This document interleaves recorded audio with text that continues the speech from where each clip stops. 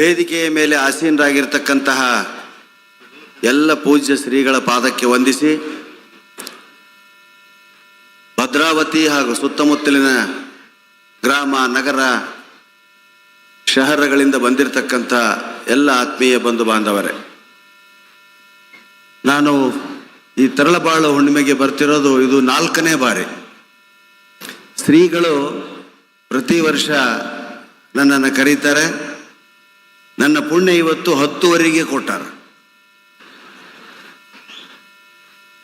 ಅವರಿಗೆ ನಾನು ಹೇಳಿದ್ದೆ ಬುದ್ಧಿ, ನನಗೆ ವಯಸ್ಸಾಗ್ತಾ ಇದೆ, ಈಗ ಸ್ವಲ್ಪ ಬೇಗ ಆದರೆ ಒಳ್ಳೆಯದು ಅಂತ. ಕೆಲವು ಕಡೆ 2:30-3 ಗಂಟೆಗೆ ಕೊಡ್ತಾರೆ. ಅವಾಗ ಪೆಂಡಾಲ್ನವರು ನಾವು ಅಷ್ಟೇ ಇರ್ತೀವಿ. ಆದರೆ ಇವತ್ತು ಒಂದು ಕೊಪ್ಪಳ ಜಾತ್ರೆ ಮತ್ತು ಒಂದು ಈ ತರಳಬಾಳು ಹುಣ್ಣಿಮೆಗಳ ಕಾರ್ಯಕ್ರಮ ನಿಜಕ್ಕೂ ಮನಸ್ಸಿಗೆ ಮುದ ಕೊಡುವಂಥವ್ರು. ಇವರು ಗ್ರಾಮೀಣ ಪ್ರದೇಶಗಳನ್ನು ಆರಿಸಿಕೊಂಡು ಈ ಕಾರ್ಯಕ್ರಮಗಳು ಮಾಡ್ತಿರೋದಂತೂ ನಿಜಕ್ಕೂ ಮೆಚ್ಚಬೇಕಾದಂಥ ಕಾರ್ಯ. ಶ್ರೀಗಳು ನನ್ನ ಮೇಲೆ ಬಹಳ ಪ್ರೀತಿ. ಅವರ ಮಠಕ್ಕೆ ಹೋದಾಗ ಬಾಗಿಲ ಹಾಕಿ ನಾನು ಅವರಿಬ್ಬರೇ ಗಂಟೆಗಟ್ಟಲೆ ಚರ್ಚೆ ಮಾಡಿದ್ದೀವಿ. ಯಾರೇ ಬಂದರೂ ಬಿಡಬೇಡ ಅಂತಂದು ಹೇಳಿ ಹೊರಗಡೆ ಒಬ್ಬರನ್ನ ನಿಲ್ಲಿಸಿ ಸುಮಾರು 1.5-2 ಗಂಟೆಗಳ ಕಾಲ ನನ್ನ ಜೊತೆಗೆ ಆತ್ಮೀಯತೆಯಿಂದ ಮಾತಾಡಿದಂಥ ಗುರುಗಳನ್ನು ನನ್ನ ಜೀವ ಇರೋವರೆಗೂ ನಾನು ಮರೆಯೋದಕ್ಕೆ ಸಾಧ್ಯ ಇಲ್ಲ. ಅದೆಷ್ಟು ಅಭಿಮಾನ ಅವರಿಗೆ ಸಾಹಿತ್ಯ, ಕಾವ್ಯ, ಕವಿಗಳ ಮೇಲೆ, ಕಲಾವಿದರ ಮೇಲೆ ಅನ್ನೋದು ನನಗೆ ಅವತ್ತು ಖಾತ್ರಿ ಆಯಿತು. ನಾನು ಹೆಚ್ಚಾಗಿ, ನನ್ನ ಹೆಸರು ಗಂಗಾವತಿ ಪ್ರಾಣೇಶ, ನಾನು ಬ್ರಾಹ್ಮಣನಾಗಿ ಹುಟ್ಟಿದ್ರು ಲಿಂಗಾಯತರ ಮಧ್ಯೆ ಬೆಳೆದೀನಿ, ವೀರಶೈವರ ಮಧ್ಯೆ ಬೆಳೆದೀನಿ. ಇವತ್ತಿ ಒಂದು ಹಚ್ಚಂಗಿಲ್ಲ, ನಾನು ಉಳಿದೆಲ್ಲ ಮಾಡ್ತೀನಿ. ಎಲ್ಲ ಮಠಾಧೀಶರು ಕರ್ನಾಟಕದ ಮೂಲೆ ಮೂಲೆಗಳಿಂದ ನಮ್ಮನ್ನು ಈ ಕಾರ್ಯಕ್ರಮಕ್ಕೆ ಕರೀತಾರೆ. ಹಾಸ್ಯ ಸಂಜೆ ಮನುಷ್ಯನ BP ಕಡಿಮೆ ಮಾಡುವಂಥದ್ದು. BP ಇದ್ದವ್ರು ಮತ್ತು ಗುಳಿಗೆ ಬಿಡಬೇಡ್ರಿ, ಅದನ್ನು ತಗೊಂತೀರಿ, ನಗ್ತೀರಿ ದಿನ. ನಮ್ಮ ಕಾರ್ಯಕ್ರಮಕ್ಕೆ ವಿಶೇಷವಾಗಿ ಬರೋರು ಅಕ್ಕ ತಂಗಿಯರು, ಹೆಣ್ಮಕ್ಳು. ಯಾಕಂದ್ರೆ ಮನ್ಯಾಗ ಅವರು ದುಮ್ಮು ದುಮ್ಮು ದುಮ್ಮು ದುಮ್ಮು ಅಂತಿರ್ತಾರೆ. ಗಂಡನ ಎದುರಿಗಂತೂ ನಗಂಗೇ ಇಲ್ಲ. ಗಂಡ ಮಕ್ಕಳಿಗೆ ನಕ್ಕು ಬಿಟ್ರೆ ಮುಗೀತವ್ರ ಕತಿ. ಅದಕ್ಕೆ ಎಷ್ಟೋ ಮನೆಗಳಲ್ಲಿ ಜಗಳ ಆಗ್ಯಾವ. ನನಗೆ ಹೇಳ್ಯಾರವ್ರು, ನಾನು ನನ್ನ ಹೆಂಡತಿ ಸಿಟ್ಟಾದ್ಲು ಅಂದ್ರೆ ನಾನು ವಿಡಿಯೋದೊಳಗೆ ನಿಮ್ಮ ಯೂಟ್ಯೂಬ್ಗೆ ಹೋಗಿ ನಿಮ್ಮ ಕಾರ್ಯಕ್ರಮ ಹಾಕಿ ಆಕಿ ಕೈಯಾಗ ಕೊಡ್ತೀನಿ ರೀ, ಸುಮ್ಮನೆ ಆಗಿಬಿಡ್ತಾಳ. ಇದು ಎಂಥ ಪವಾಡ ಆತಲಪ್ಪ ಅಂತಂದು ಅಂದ್ಕೊಂಡಾಗ ಇಂಥ ಎಲ್ಲ ಶ್ರೀಗಳು ನನ್ನನ್ನು ಇದುವರೆಗೂ 432 ಊರು ಸುತ್ತಿಸ್ಯಾರ. ಬಹುಶಃ ಯಾವ ಮಿನಿಸ್ಟ್ರು ಅಷ್ಟು ಊರುಗಳಿಗೆ ಹೋಗಿರ್ಲಿಕ್ಕಿಲ್ಲ. ಇನ್ನೇನು ಹೋಗಿದ್ರು ಅವ್ರು ಹೆಲಿಕಾಪ್ಟರ್ನಾಗ ಆ ಊರ ಮೇಲೆ ಹೋಗಿರ್ಬೋದಾಗಲಿ, ನನ್ನಂಗೆ ಬಸ್ಸು, ಜೀಪು, ಕಾರ್ನಾಗ ಹೋದಂಗಿಲ್ಲ. 432 ಊರುಗಳಲ್ಲಿ ಮಾತಾಡಿದಾಗ ಜನ ಅದೆಷ್ಟು ಹಾಸ್ಯಕ್ಕೆ ಇವತ್ತು ಗೌರವ ಕೊಡ್ತಿದ್ದಾರೆ ಅಂದರೆ, ನನ್ನ ಜೊತೆಗೆ ನರಸಿಂಹ ಜೋಶಿ ಮತ್ತು ಮಹಾಮನಿಯವರು ಕೂಡ ಬದುಕ್ತಿದ್ದಾರೆ. ನಾವೆಲ್ಲ ಏನು ಕೆಲಸ ಮಾಡ್ತೀರಪ್ಪ ಅಂದ್ರೆ ನಗಿಸ್ತೀವಿ ಅಂತ ಹೇಳ್ತೀವಿ. ಏನು ನಗಿಸೋದೊಂದು ಕೆಲಸ ಅನ್ನೋದು ಅಂತಾರೆ ಜನ. ಇವತ್ತು ನಗಿಸುವ ಕಲೆ ಕೂಡ ಒಂದು ಉದ್ಯೋಗವಾಗಿದೆ. ಸುಮಾರು 20-25 ಜನ ಉತ್ತರ ಕರ್ನಾಟಕದ ಕಲಾವಿದರು ನಗಿಸುವ ವಿದ್ಯೆಯಿಂದಲೇ ತಮ್ಮ ಉದ್ಯೋಗವನ್ನು ಕಂಡುಕೊಂಡಿದ್ದಾರೆ. ಇದೊಂದು ಉದ್ಯೋಗ ಆಗಿ ಮಾರ್ಪಟ್ಟಿರೋದು ಬಹಳ ಸಂತಸದ ವಿಷಯ.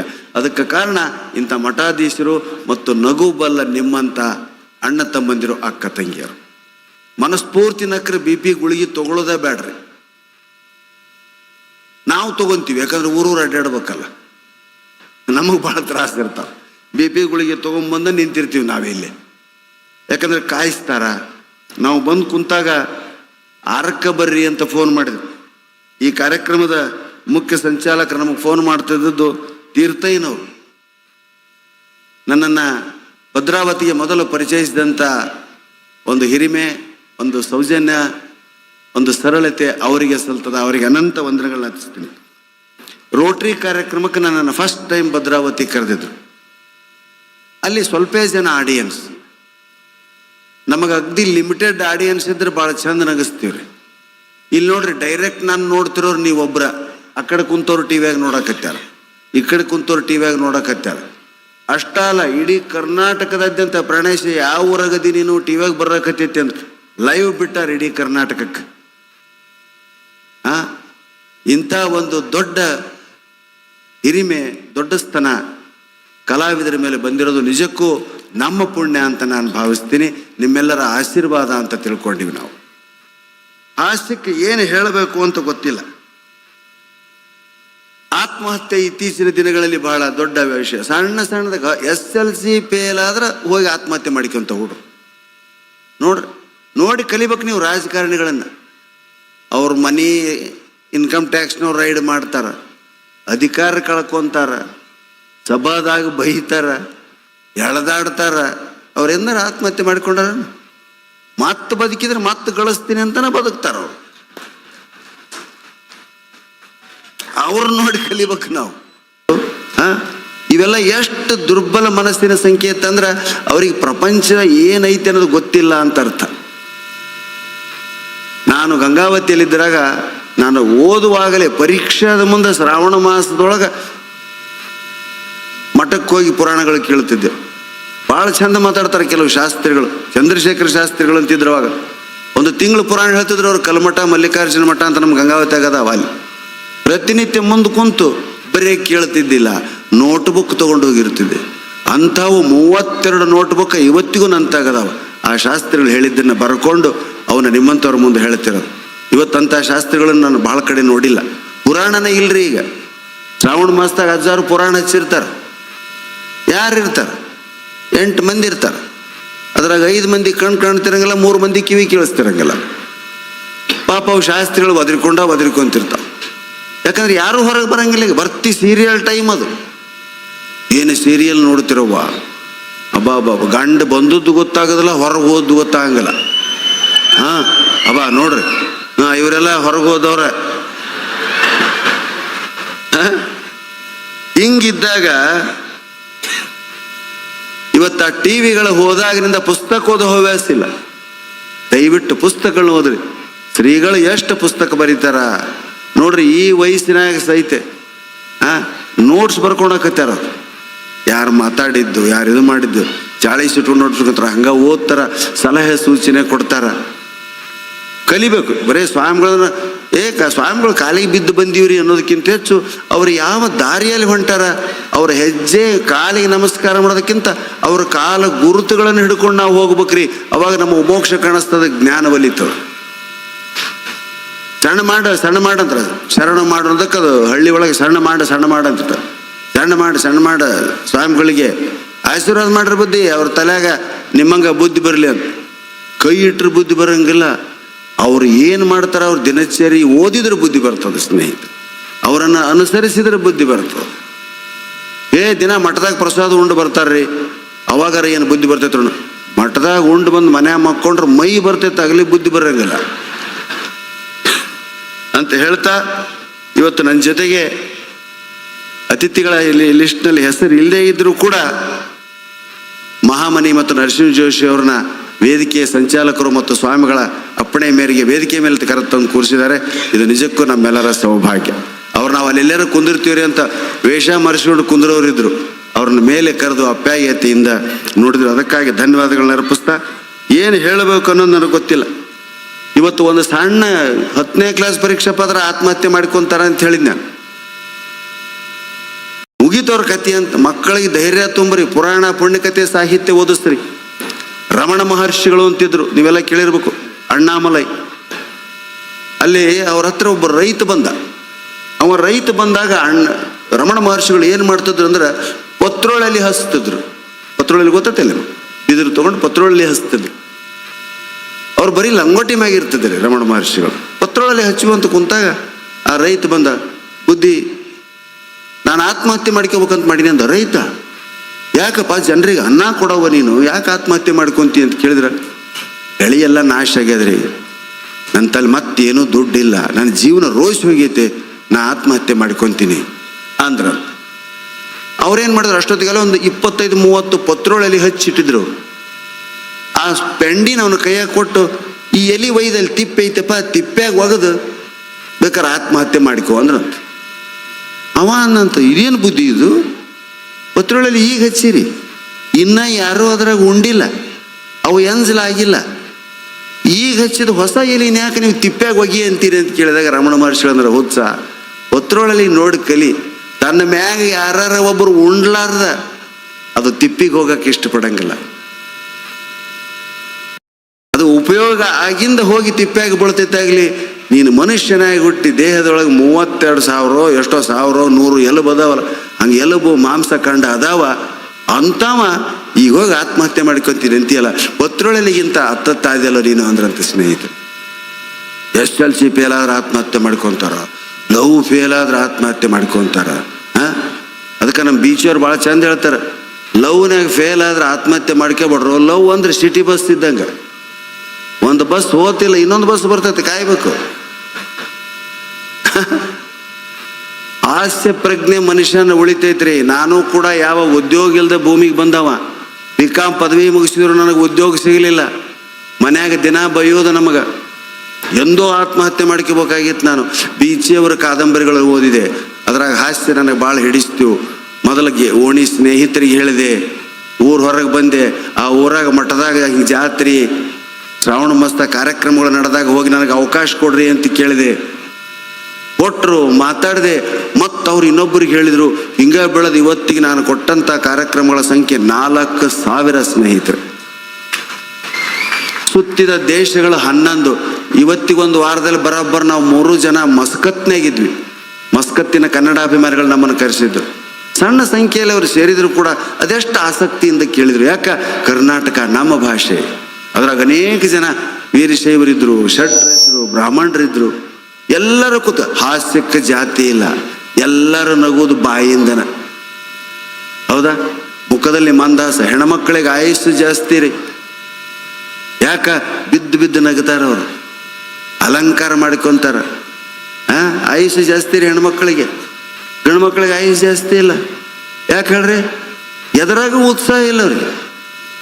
ಈ ಊರಾಗ ವಾಕಿಂಗ್ ಹೋಗೋ ಗಂಡಸರದೀರ? ಅದ ನೋಡ್ರಿ, ಅವ್ರು ವಾಕಿಂಗ್ ಹೋಗೋ ಮುಂದೆ ಮೆಲ್ಲ ಕಟ್ಟಾಡ್ತಿರ್ತಾರೆ. ಯಾಕೆ ಹೋ ಮರ 8 ಆದ್ರೆ ವಾಕಿಂಗ್ ಮುಗಿಸಿಲ್ಲ ಅಂತ ಕೇಳ್ರಿ. ಏನೈತ್ರಿ ಮನ್ಯಾಗ? ನಮ್ದೇನೇ ಇಲ್ರಿ, ಎಲ್ಲ ಪುಂಗಿ ಬಂದಾಗೈತಿ, ನಮ್ದು ಎಲ್ಲ ಹಾಕಿದಾರೆ ಅಂತ. ಮತ್ತು ವಾಕಿಂಗ್ ಯಾಕೆ ಮಾಡ್ತೀವಿ?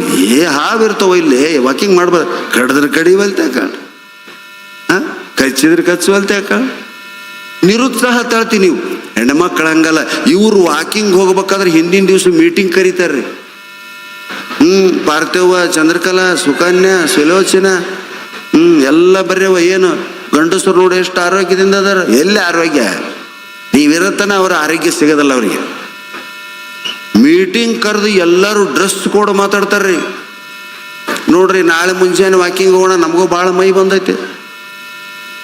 ಚೂಡಿದಾರ್ ಅಂದ್ರೆ ಎಲ್ಲರೂ ಚೂಡಿದಾರ್ದಾಗ, ಸೀರೆ ಅಂದ್ರೆ ಸೀರೆ ಮ್ಯಾಗ, ನೈಟ್ ಅಂದ್ರೆ ನೈಟಿ ಮ್ಯಾಗ. ಡ್ರೆಸ್ ಕೋಡ್ ಮಾತಾಡಿ ಮುಂಜಾನೆ ಒಂದು 20-30 ಜನ ಸೇರಿ ವಾಕಿಂಗ್ ಹೋಗ್ತಾರೆ. ಅದಕ್ಕೆ ಕುವೆಂಪು ಒಂದು ಕಡೆ ಬರೀತಾರೆ, ಹೆಣ್ಮಕ್ಳು ಗುಂಪು ಗುಂಪಾಗಿ ಹೊಂಟ್ರೆ ಹೆಂಗೆ ಕಾಣ್ತಾರಂದ್ರೆ ಬಂದರ್ ಬಾಲೆಯರ್ ಗಿಳಿಹಿಂಡ ನಣಕಿ ಪೋಲ್. ಗಿಳಿಹಿಂಡು ಬಂದಂಗೆ ಆಕೈತಿ ನೀವು ಬಂದ್ರೆ. ಹೆಣ್ಮಕ್ಳು ನಿಂತನ್ ಒಂಟಿ ಗೂಗೆಯೋಳು ಒಂದ ಅಡ್ಡಾಡ್ತಿರ್ತಾರೆ. ಇಲ್ಲಿ ಹಾವದವೋ ಅಡ್ಡಾಡ್ಬೇಡ, ಕಡಿದ್ರೆ ಕಡಿಬಲ್ತ ಕಾಡ. ಮಳೆ ಬರಂಗಾಗೈತೆ, ತೊಯ್ಸ್ಕೊಂಡ್ರ ಆತಾಳ್ರಿ. ಜೀವನದಾಗ ಉತ್ಸಾಹ ಇಲ್ಲ. ಉತ್ಸಾಹವೇ ಮನುಷ್ಯನ ಏನು ಹವ್ಯಾಸ, ಆಯಸ್ಸು. ಹೆಣ್ಮಕ್ಳ ಬಗ್ಗೆ ಹೇಳ್ಬೇಕಂದಾಗ ಹೆಣ್ಮಕ್ಳು ಮಾತಾಡ್ತಾರೆ, ಅದೇನು ಸಾಮಾನ್ಯ ಅಲ್ಲ. ಆಯಸ್ಸು ಜಾಸ್ತಿ ಅಂತ ಅದಕ್ಕೆ ಹೇಳಿದ್ನಿ ಅಂದ್ರೆ, ನಾನು ಯಾರ ಮನೆಗೆ ಹೋಗ್ಲಿ ಗಂಡನ ಫೋಟೋಕ್ಕೆ ಹಾರ ಇರ್ತೈತ್ರಿ. ಎಲ್ಲೆಲ್ಲಿ ಹೆಣ್ಮಕ್ಳ ಫೋಟೋಕ್ಕೆ ನಾನು ನೋಡಿಲ್ಲ. ನಯಾಗರಾ ಫಾಲ್ಸ್ ನೀವೆಲ್ಲ ಕೇಳಿರಿ, ಅಮೇರಿಕಾದಾಗ ಐತದ. ಮ್ಯಾಗಿಂದ ನೀರು ಬೀಳಿದ್ರೆ ಸುತ್ತ 40 ಕಿಲೋಮೀಟರ್ ದೂರ ನೀರು ಬೀಳೋ ಶಬ್ದ ಕೇಳ್ತೈತೆ. ನಾವು ಹೋಗಿ ಬಂದೀವಿ. ಅದ್ರ ಮುಂದೆ ನಿಂತು ಮಾತಾಡಿದ್ರೆ ಮಾತಾ ಕೆಳಗೆ 40 ಕಿಲೋಮೀಟರ್ ಶಬ್ದ ಕೇಳೋ ಮುಂದೆ ಅದ್ರ ಮುಂದೆ ನಿಂತಾಗ ಹೆಂಗೆ ಮಾತು ಬರ್ತಾವ?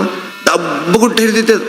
ಮ್ಯಾಗಿಂದ ಕೆಳಗೆ ಎಷ್ಟೋ 1000 ಅಡಿ, ಕಣ್ಣಿಗೆ ಅದ್ಭುತ, ಭಯಂಕರ, ಬೀಭತ್ಸ, ಭಯಾನಕ. ಅದ್ರ ಮ್ಯಾಗಿಂದ ಬಿದ್ದರೆ ಕೆಳಗೆ ಒಂದು ಎಲುಬು ಸಹಿತ ಸಿಗೋದಿಲ್ಲ, ಚರ್ಮ ಸಿಗೋದಿಲ್ಲ. ಅದನ್ನು ನೋಡಾಕ ನಮ್ಮೆಲ್ಲ ಹೋದ್ರಿ ಮಂದಿ. ಹೆಣ್ಮಕ್ಳು ಮಹಿಳಾ ಮಂಡಳದಾಗ ಸ್ವಲ್ಪ ಚೀಟಿ ಗೀಟಿ ಹಾಕಿ ರೊಕ್ಕ ಮಾಡಿಕೊಂಡಿದ್ರು. ಅಮೇರಿಕಕ್ಕೆ ಹೋಗಿ ನಯಾಗರಾ ಫಾಲ್ಸ್ ನೋಡೋಣ, ಭಾರಿ ಐತೆ ಅಂತಂದು. 40 ಕಿಲೋಮೀಟರ್ ದೂರ ಕೇಳ್ತೈತಂತದು, ನೀರು ಬಿದ್ದದ ಶಬ್ದ ಅಂತ ಎಲ್ಲರೂ ಹೋದ್ರು.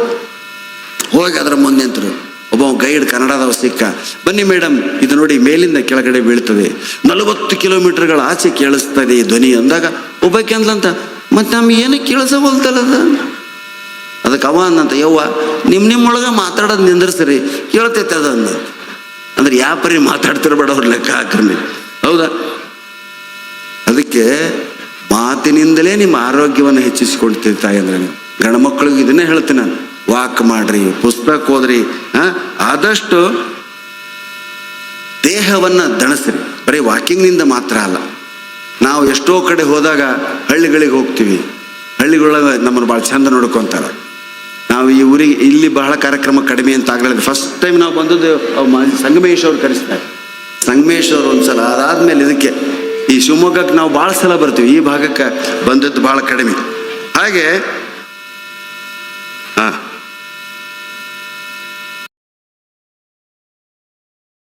ರೈತಾಪಿ ಜನ ಭಾಳ ಅದಿರಿಲ್ಲ, ನಂಗೆ ನೋಡಿ ಸಂತೋಷ ಆಯ್ತು. ಯಾಕಂದ್ರೆ ಅವ್ರಿಗೆ ಆಗಲೇ ಮಾತಾಡಿದ್ರು, ರೈತರ ಪರವಾಗಿನೇ ಅದ್ಭುತವಾಗಿ ಮಾತಾಡಿದ್ರು ಅವರು. ಅವರ ಈ ಚರಿತ್ರೆಯನ್ನು ಕೂಡ ನಾನು ಓದಿದೆ, ಬಿಸಿಲು ಬೆಳದಿಂಗಳು ಅಂಥೇಳಿ. ಉಣ್ಣಾಕೋ ಗಟ್ಟಿ ಅವರು, ಕೆಲಸ ಮಾಡೋಕ್ಕೂ ಗಟ್ಟಿ.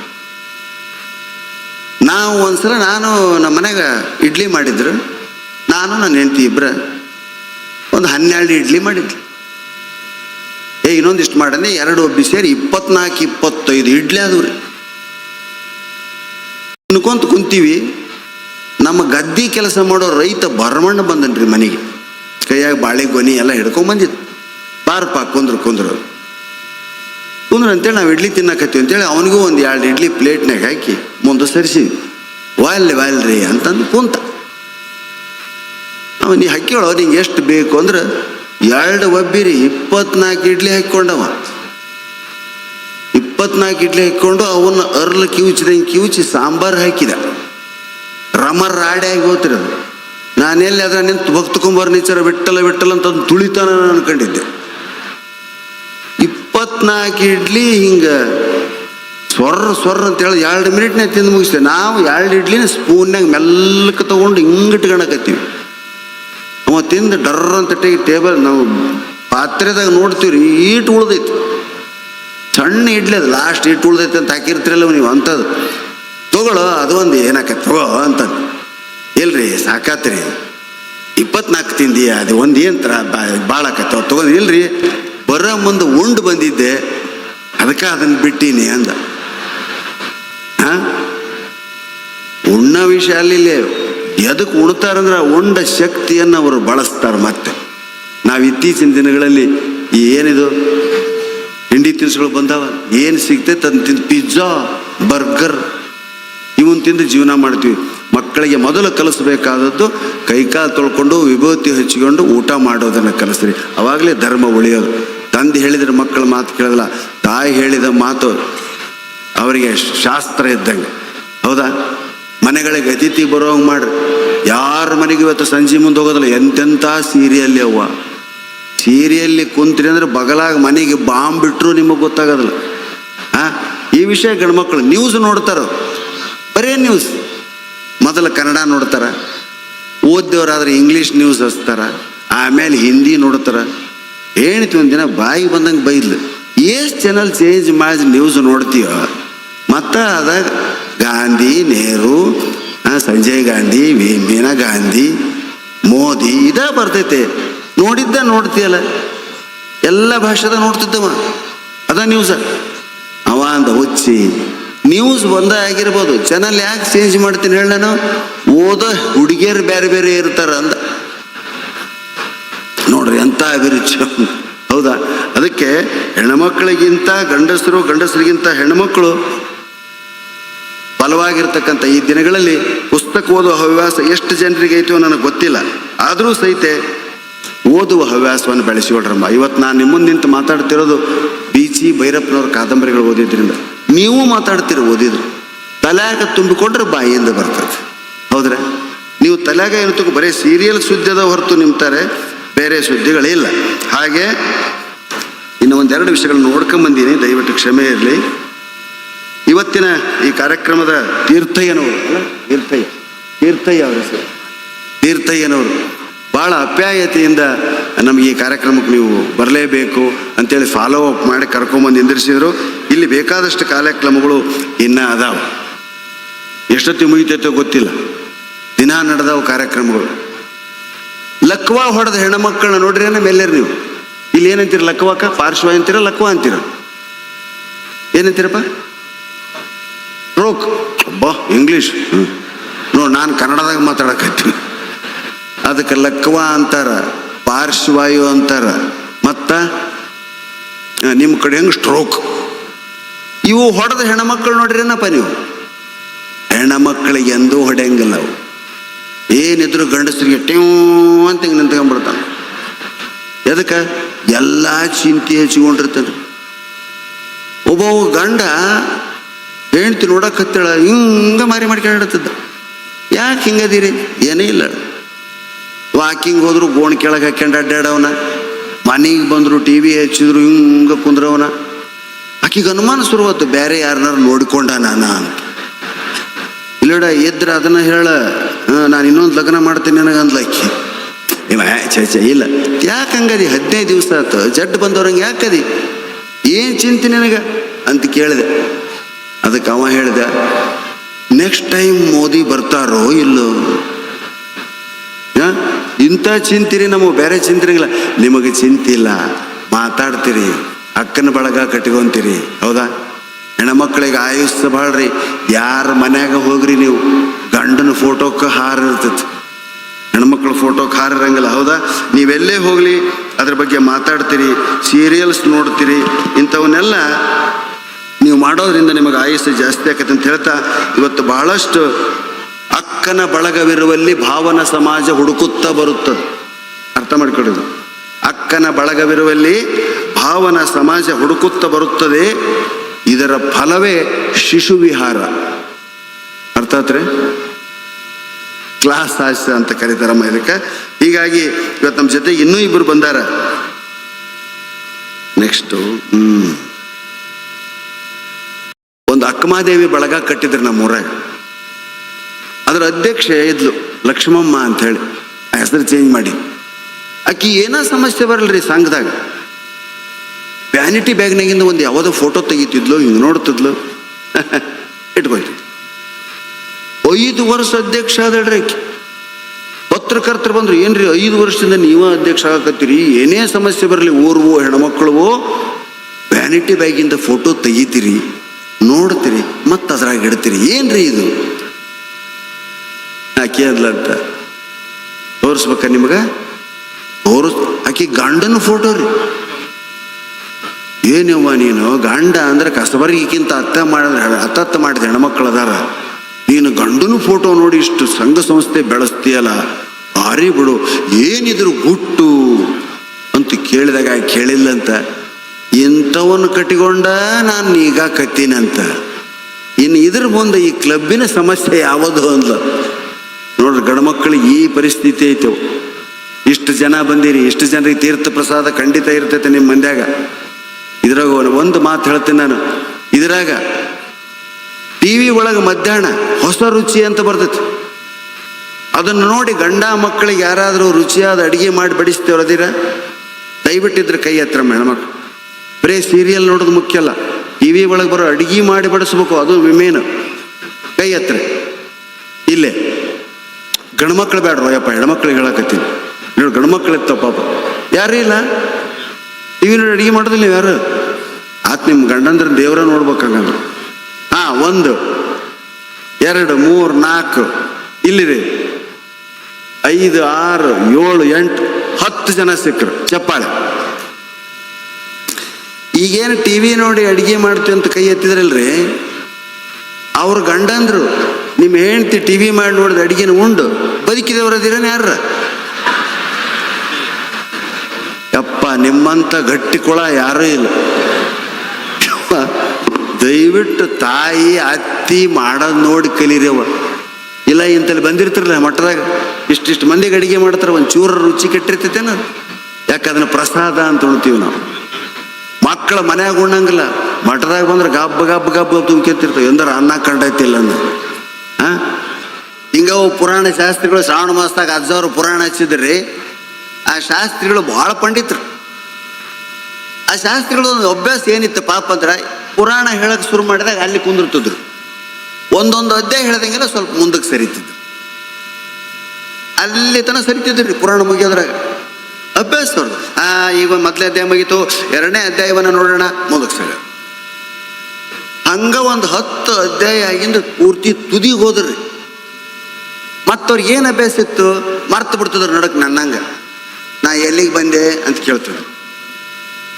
ಕರೆಕ್ಟ್ ಆತ ಈಗ? ಹಾಂ, ಈಗೂ ಯಾರಿಗೆ ಕೇಳವಲ್ತು, ಕಿವಿ ತೋರಿಸ್ಕೊಂಬರ್ರಿ ಹೋಗಿ. ಪುರಾಣ ಒಂದೊಂದು ಅಧ್ಯಾಯ ಹೇಳೋದು ಮುಂದಕ್ಕೆ ಸೇರಿದ್ರು. ನಾ ಎಲ್ಲಿಗೆ ಬಂದೆ ಅನ್ನೋದು, ಯಪ್ಪ ಇಂಥ ಅಧ್ಯಾಯದಾಗ ಬಂದಿ ಅಂತ ಎಲ್ಲರೂ ಹೇಳ್ತಾರೆ. ಅಲ್ಲಿಗೆ ಹೋದ್ರಿ ಪೂರ್ತಿ ಲಾಸ್ಟ್ ಅಧ್ಯಾಯದು. ನಾ ಎಲ್ಲಿಗೆ ಬಂದೆವ, ಒಂದು ವೇಳೆ ಮುಂದೊಂದು ಮುದೇಕಿ ಕುಂತಿತ್ತು. ಆ ಮುದೇಕಿ ಏನಂತ, ಯಪ್ಪ ಕಟ್ಟಿ ತುದಿಗೆ ಬಂದಿದ್ದಿ, ಹಿಂದಕ್ಕೆ ಸರಿ ಅಂದ್ಲ. ಇಂಥವೆಲ್ಲ ಒಂದಾನೊಂದು ಕಾಲಕ್ಕೆ ಇದ್ರವ. ಶ್ರಾವಣ ಮಾಸ ಹೆಣ್ಮಕ್ಕಳಿಗೆ ಅದ್ಭುತವಾದಂಥ ಮಾಸ. ಗಂಡು ಮಕ್ಕಳಿಗೆ ಅದೊಂದು ಶನಿ.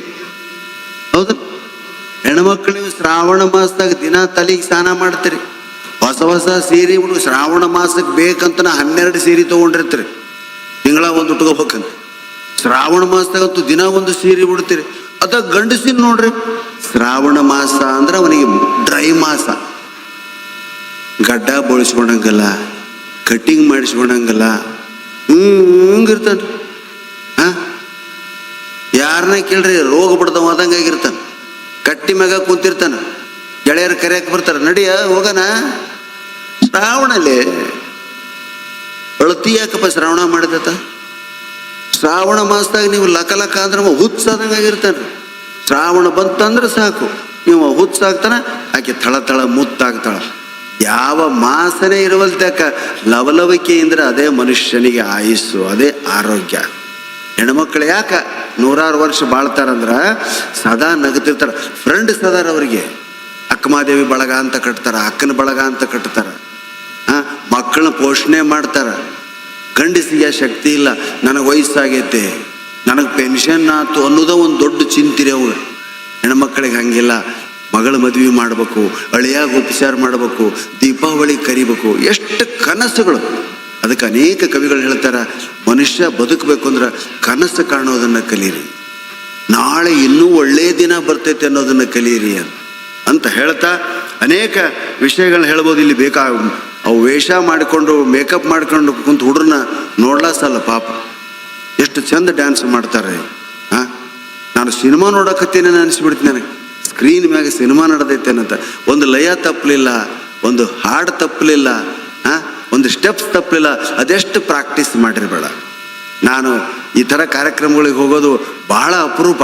ಲಿಮಿಟೆಡ್ ಅಡಿಟೋರಿಯಮ್ನೇ ಮಾಡ್ತೀವಿ. ಎಷ್ಟು ಜನ ಅದಿರಿ ಇಲ್ಲ ಅಂದಾಜು ಸಂಖ್ಯೆ? ಅಂದಾಜು ಎಷ್ಟಿರ್ಬೋದು ಸರ್?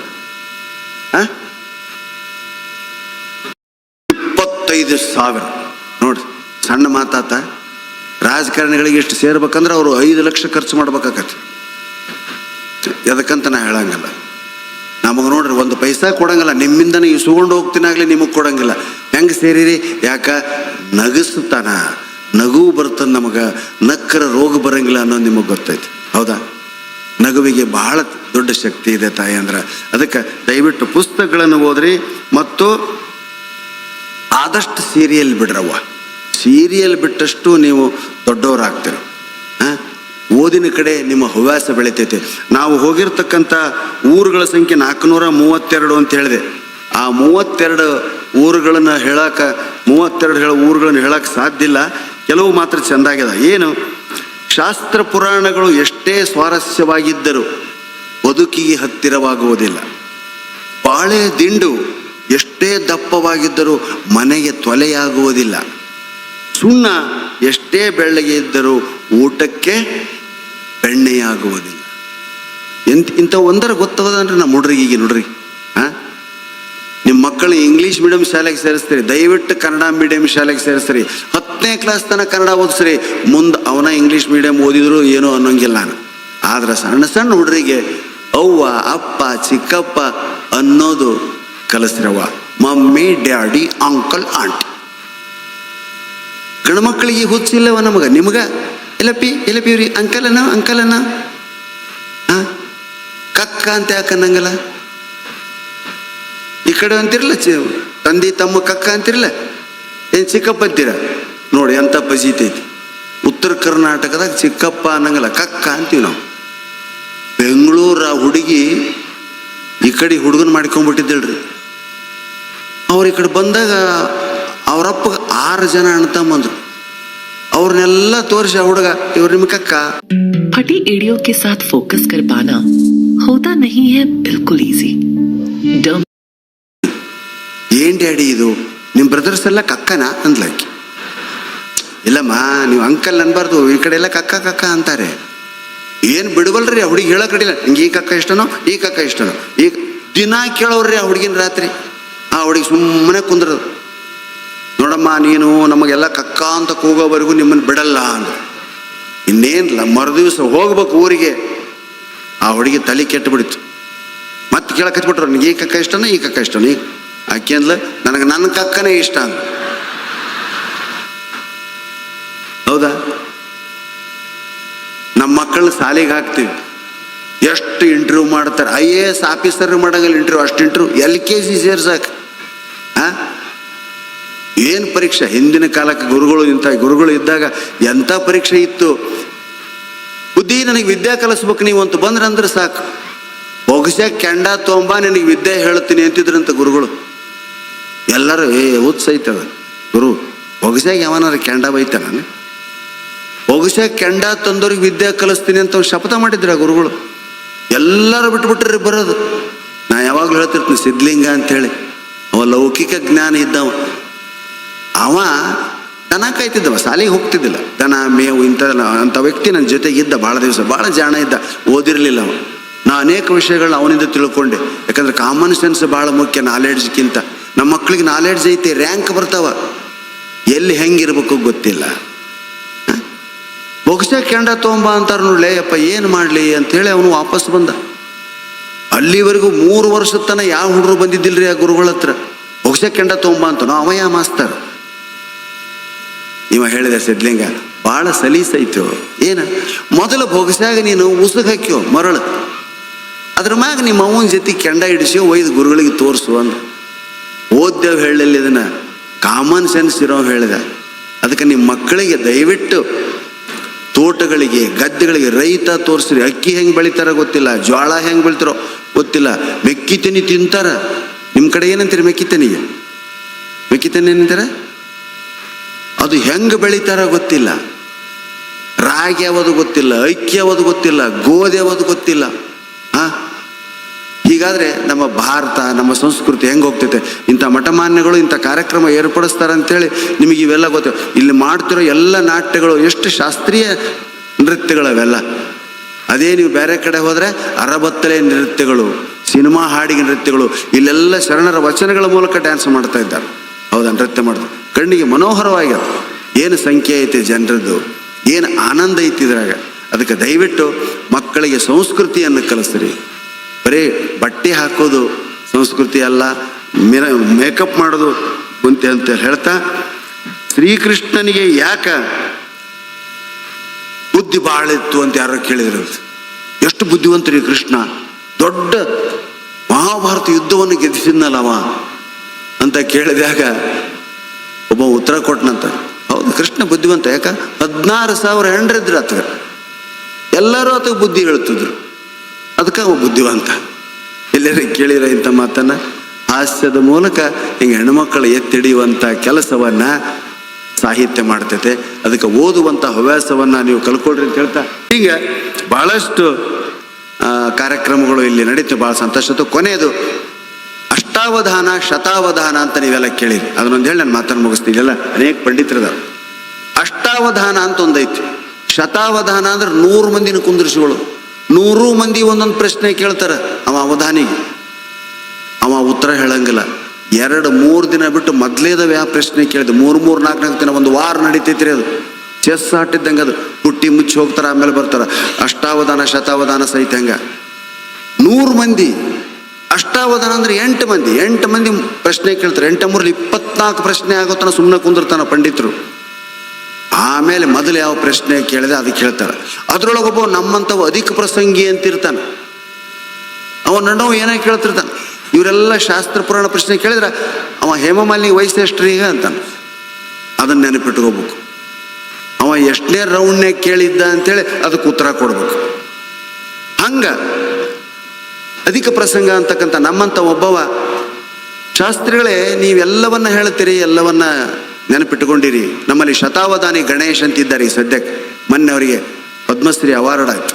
ಅವರು ಶತಾವಧಾನಿಗಳು 100 ಮಂದಿನ ಕುಂದಿರಿಸಿಕೊಂಡು 100 ಮಂದಿ ಕೇಳೋ ಪ್ರಶ್ನೆಗಳನ್ನು ಕೇಳಿ 3 ದಿವಸ ಆದಮೇಲೆ ಮೊದಲೇದವ ಯಾವ ಪ್ರಶ್ನೆ ಕೇಳಿದ್ದ ಅದಕ್ಕೆ ಉತ್ತರ ಕೊಡ್ತಾರೆ. ಏನು ಬ್ರೇನ್ ರೀ ಇವು, ಹೌದಾ? ಕಂಪ್ಯೂಟರ್ನ ಮೀರಿಸ್ತೈತೆ ಮಾನವನ ಮೆದುಳು. ನಾವೆಲ್ಲ ಕಂಠಪಾಠ ಮಾಡಕತ್ತೀವಿ. ಅದ್ರಾಗ ಅಧಿಕ ಪ್ರಸಂಗ ಅಂತ ಹೇಳ್ತೈತೆ. ಅವ ಅಂದ, ಜಗತ್ತಿನಲ್ಲಿ ಭಗವಂತನ ಗುಣಗಾನವನ್ನು ಮಾಡೋದವನ್ನು ಯಾವ ಶಬ್ದಗಳ ಮೂಲಕವಾದರೂ ಮಾಡ್ಬೋದು, ಬರೀ ಹೂವು ಹಾರಗಳಿಂದ ಅಲ್ಲ ಅಂತ ಹೇಳಿಬಿಟ್ರು. ಅದಕ್ಕೆ ಅಧಿಕ ಪ್ರಸಂಗ ಅಂತ ನಮ್ಮಂತ ಒಬ್ಬವ ನೋಡ್ರಿ. ಹಂಗಂದ್ರೆ ಇಡ್ಲಿ, ವಡ, ಚಟ್ನಿ, ಸಾಂಬಾರ್ ಇವು 4 ಶಬ್ದ ಬಳಸಿ ಭಗವಂತನ ಸ್ತುತಿ ಮಾಡ್ರಿ ನೀವಂದ. ಇಡ್ಲಿ, ವಡ, ಸಾಂಬಾರ್, ಚಟ್ನಿ ಹೆಂಗೆ ಮಾಡ್ಬೇಕ್ರಿ? ಅವನು ಪಾಳೆ ಬರುತ್ತಾನ. ಇಡೀ ನಿಮ್ಮಂಗ ಜನ ಎಲ್ಲ ಕಾದು ಕುಂತಿದ್ರು. ಇಡ್ಲಿ, ವಡ, ಚಟ್ನಿ ಬಳಸಿ ಯಾವ ಸ್ತುತಿ ಮಾಡ್ತಾನೆ ದೇವ್ರನ್ನ ನೋಡೋಣ ಅಂತಂದಾಗ ಅವ ಹೇಳಿದಂತ, ಹೇಳ್ರಿ ಶಾಸ್ತ್ರಿಗಳ, ಹೇ ಸಾಂಬಾರುದ್ರ, ಸಾಂಬಾರ್ ಬಂತು. ಹೇ ಸಾಂಬಾರುದ್ರ ಚಟಿಲೆ ನಾವು ನಿಟಿಲ ನೇತ್ರ, ನೀ ಎಲ್ಲೆಲ್ಲೂ ಇರುವಡೆ ನಾ ಕಾಲನ ಎಲ್ಲಿ ಇಡ್ಲಿ. ಇಡ್ಲಿ, ವಡ, ಚಟ್ನಿ, ಸಾಂಬಾರ್ ಎಲ್ಲ ಬಂತು, ಹೌದಾ? ಅದಕ್ಕೆ ದಯವಿಟ್ಟು ಅಕ್ಕ ತಂಗಿಯರಲ್ಲಿ, ಹಿರಿಯರಲ್ಲಿ ಓದೋದಿಷ್ಟು ಹೇಳ್ಕೊಳ್ಳೋದಿಷ್ಟೇ. ನಾನು ನಿಮ್ಮ ಮುಂದೆ ನಿಂತು, ಇವತ್ತು ಸಹಸ್ರ ಸಂಖ್ಯೆಯಲ್ಲಿ ಜನ ಇದ್ದೀರಿ, ನಿಮ್ಮ ಮುಂದೆ ನಿಂತು ಮಾತಾಡಕ್ಕೆ ಹತ್ತೀವಿ ಅಂದ್ರೆ ಇದು ನಮ್ಮ ಶಕ್ತಿ ಅಲ್ಲ, ಪುಸ್ತಕಗಳ ಶಕ್ತಿ. ಪ್ರತಿಯೊಬ್ಬರೂ ಮಾತಾಡೋಕೆ ಸಾಧ್ಯ ಐತಿ. ನಾನು ಈ ಸುತ್ತಾಟ ಎಲ್ಲ ಮುಗಿದ್ಮೇಲೆ ನಮ್ಮ ಗಂಗಾವತಿ ಒಳಗೆ ಭಾಷಣ ಕಲೆಯನ್ನು ಕಲಿಸೋ ಕೇಂದ್ರನ ಮಾಡೋದಿಲ್ಲ. ಹೆಣ್ಮಕ್ಳಿಗಲ್ಲ, ಗಂಡು ಮಕ್ಕಳಿಗೆ. ನೀವು ಹುಟ್ಟ ಭಾಷಣಕಾರರಿದ್ದೀರಿ. ನೀವು ಬಂದಿರಿ ಅಂದ್ರೆ ನಮಗೆ ಹೇಳಿಕೊಡಕ್ಕೆ ಹತ್ಬಿಡ್ತೀರಿ. ನೀವು ಗಂಡು ಮಕ್ಕಳಿಗೆ ಹೇಳ್ಬೇಕಾಗೈತಿ. ಮೊದಲು ಮನೆಯಲ್ಲಿ ಮಕ್ಕಳ ಜೊತೆ, ಕುಟುಂಬದವ್ರ ಜೊತೆ ಸರಿಗೆ ಮಾತಾಡೋದನ್ನ ಮಕ್ಕಳಿಗೆ ಕರೆಸ್ರಿ. Uncle, aunty, mother, father, daddy, mummy ಇವನು ಬಿಡ್ರಿ. ಮಮ್ಮಿ ಅಂದ್ರೆ ನಿಮ್ಗೇನು ಗೊತ್ತೈತಿ? ಈಜಿಪ್ಟ್ ದೇಶದಾಗ ಸುತ್ತಿಟ್ಟ ಹೆಣ ಅಂದ್ರೆ ಮಮ್ಮಿ. ಮಮ್ಮಿ ಅಂದ್ರೆ ಈಕಿಗೆ ಸಂತೋಷ ಆಕತ್ತೆ. ದಯವಿಟ್ಟು ಅದನ್ನು ಬಿಡ್ರಿ ಅಂತ ಹೇಳ್ತಾ, ಕನ್ನಡ ಸಾಹಿತ್ಯವನ್ನು ಹೆಚ್ಚಾಗಿ ಅಧ್ಯಯನ ಮಾಡ್ರಿ. ಪುರಾಣ ಪುಣ್ಯ ಕಥೆಗಳಿಗೆ ಹೋಗ್ರಿ. ಅದರಿಂದ ಮಾರಲ್ ಸ್ಟೋರಿ, ಅಂತ ಮಾರಲ್ ಸ್ಟೋರಿನ ನಿಮ್ಮ ಮಕ್ಕಳಿಗೆ ಹೇಳ್ರಿ. ನೀವು ತಾಯಿ ಹೇಳಿದ್ರಿ ಕೇಳ್ತಾವ, ತಂದೆ ಹೇಳಿದ್ರೆ ಮಕ್ಕಳು ಕೇಳಂಗಿಲ್ಲ. ಅದಕ್ಕೆ ಅಂತ ಹೇಳ್ತಾ, ಸಾಹಿತ್ಯ ಅಭ್ಯಾಸವೇ ನಿಮ್ಮ ಒಂದು ಗುರಿ ಆಗಲಿ. ಟಿ ವಿ ಬಂದ್ ಮಾಡ್ರಿ. ಸೀರಿಯಲ್ ಅಂತೂ ಮೊದಲು ನೋಡ್ಬಾಡ್ರಿ. ಏನು ಸೀರಿಯಲ್ ಅವ, ಒಂದು ಕೂದಲ ಹಿಂಗೆ ಅಂದು ಕೊಣಕ್ಕೆ 1 ವಾರ ತೋರಿಸ್ತಾರೆ. ಹಿಂಗೆ ಕಣ್ಮ್ಯಾಗ ಬಿದ್ದಿರ್ತಾವೆ ಕೂದಲ. ಹಿಂಗೆ ಅಂದ್ಕೊಂಡ್ರೆ ಎಷ್ಟೊತ್ತಮ್ಮದು, ಅದನ್ನು 1 ವಾರ ಜ್ವೈಕ್ ಏನು ಬರ್ತೈತೆ ಅದನ್ನು ನೋಡಿ. ಲೈಬ್ರರಿಗಳದಾವಲ್ಲ ಈ ಊರಾಗ, ಸಾಯಂಕಾಲದ ಹೊತ್ತು ಲೈಬ್ರರಿಗೆ ಹೋಗ್ರಿ. ಹಣ ಇರೋರು ಪುಸ್ತಕಗಳನ್ನ ಕೊಟ್ಟು ಸಂಗ್ರಹಿಸ್ರಿ. ಗುರುಗಳು ಎಷ್ಟು ಪುಸ್ತಕ ಬರ್ದಾರ, ಅವ್ರಿಗೆ ಆಶ್ಚರ್ಯ ಆಯ್ತು. ನನಗೆ ಈಗ ಸಹಿತ ಮುತ್ತಿನಂಗೆ ಅಕ್ಷರ ಬರ್ಕೊಳಕತ್ತಾರ. ಭಾಳ ಸಂತೋಷ ಆಯ್ತು ನೋಡಿ ಕಲಿಬೇಕು. ಬರೇ ಸ್ವಾಮಿಗಳ ಪಾದಕ್ಕೆ ಬಿದ್ದರೆ ಬುದ್ಧಿ, ನನಗೆ ನಿಮ್ಮಂಥ ಬುದ್ಧಿ ಬರಲಿ ಅನ್ನಬೇಕು. ಅದಕ್ಕೆ ಬುದ್ಧಿ ಅನ್ನೋದವ್ರಿಗೆ. ಇವ್ರು ಹಂಗಿಲ್ಲ. ಸ್ವಾಮಿ ಸಣ್ಣ ನಡೆ, ಅವ್ರ ಆ ಕಡೆಗೆ ನೀವು ಈ ಕಡೆಗೆ ಅಂತ ಹೇಳ್ತಾ, ಎಲ್ಲರೂ ಅಭಿಮಾನ ಬಿಟ್ಟು ದೂರದ ಗಂಗಾವತಿಯಿಂದ ನಮ್ಮನ್ನು ಕರೆಸಿ ನಮ್ಮ ಮಾತುಗಳನ್ನ ಇಷ್ಟೊತ್ತನ ಕೇಳಿದ್ದಕ್ಕಲ್ರಮ್ಮ ಸಹಿಸಿಕೊಂಡದ್ದಕ್ಕೆ ವಂದಿಸಿ ನನ್ನ ಮಾತಿಗೆ ಮಂಗಳ ಹಾಡ್ತೇನೆ. ಜೈ ಹಿಂದ್, ಜೈ ಕರ್ನಾಟಕ.